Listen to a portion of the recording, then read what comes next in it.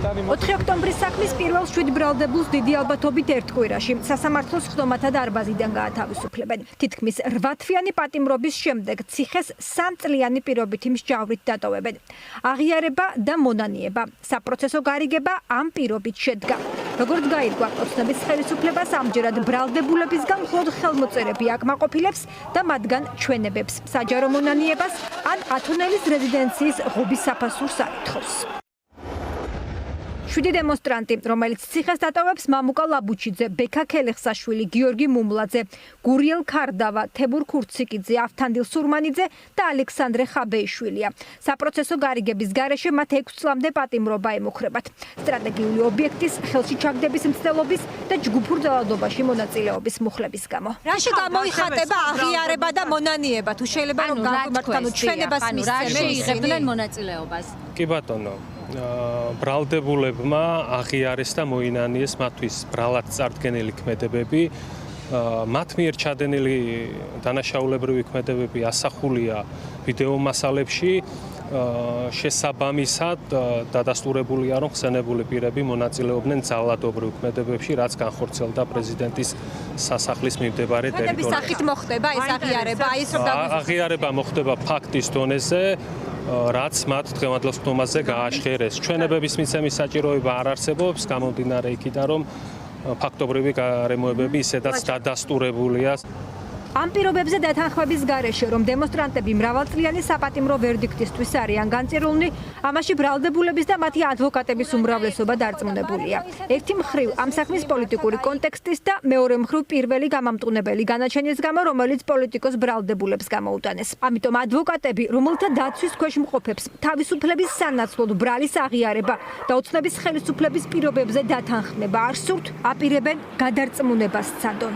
დღევანდელ და მოცემულ პირობებში შეუძლებელი არის მოლოდინი კონდეს სამართლიანი სასამართლოში და სამართლიანი განაჩენის აქედან გამომდინარე და შემოთავაზებული პირობები რაც იყო პროკურატურიდან მე ვაპირებ რომ გავიარო ჩემი დაცვის ქვეშ მყოფთან ვახტანგ ფიცხელაურთან მიუხედავად იმისა რომ მას ქონდა დღემდე ის პოზიცია რომ არ მიუმართავს საპროცესო შეთანხმებასთან დაკავშირებით დღეს არსებული და შექმნილი სიტუაციიდან გამომდინარე ვფიქრობ რომ აუცილებელია მასთან გავიაროთ ეს საკითხი. ამ ეტაპზე კოსტენეკოკა ეს პოზიცია არ ვიცი და უცნობია, თუმცა მოლოდინი მაქვს რომ სავარაუდოდ უარს განაცხადებს, თუმცა მე რა თქმა უნდა ამაზე დაველაპარაკებ. რატომ აი მისი უარის მიზეზი რა არის? ის 4 ოქტომბერს იმყოფებოდა სამშობლოს სიყვარულის გამო, მას არავის არ უძალადია. მას ის არ შეჭრილა პრეზიდენტის სასახლეში შენობაში შეღწევის მიზნით, აქედან გამომდინარე ბუნებრივია, რომელი ბრალი უნდა ეღიარებინა. იმ ბრალდებულებს შორის, რომელთა გადარწმუნებას მოსალოდნელი განაჩენის გამო ადვოკატები ვერ ახერხებენ, აქტივისტი მარიამ მეყანწიშვილია. ის ამბობს, რომ დანაშაულის აღიარებას, რომელიც არ ჩაუდენია, არ აპირებს. ისიც კარგად იცის, რომ 9 წლამდე პატიმრობა ემუქრება, რადგან ქართულმა ოცნებამ ის სხვა რამდენიმე დემონსტრანტთან და პოლიტიკოსთან ერთად ჯგუფური ძალადობის ორგანიზატორად დაასახელა.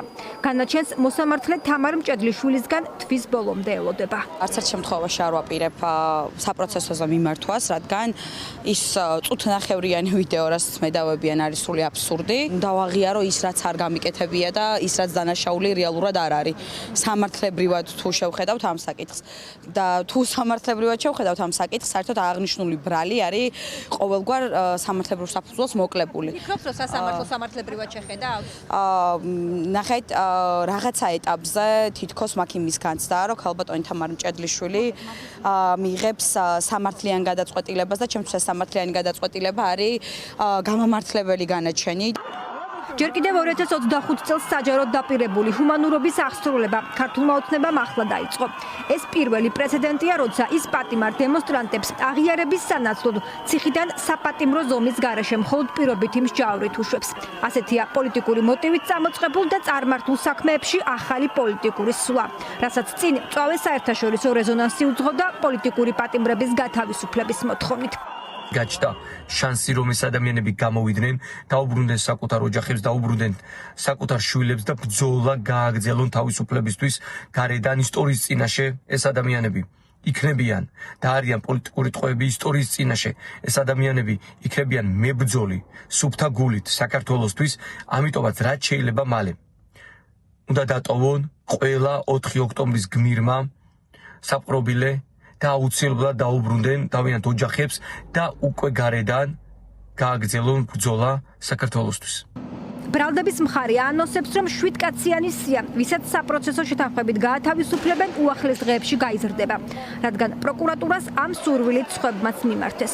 4 ოქტომბრის საქმეს ამ ეტაპზე ჯამში 54 ბრალდებული ჰყავს.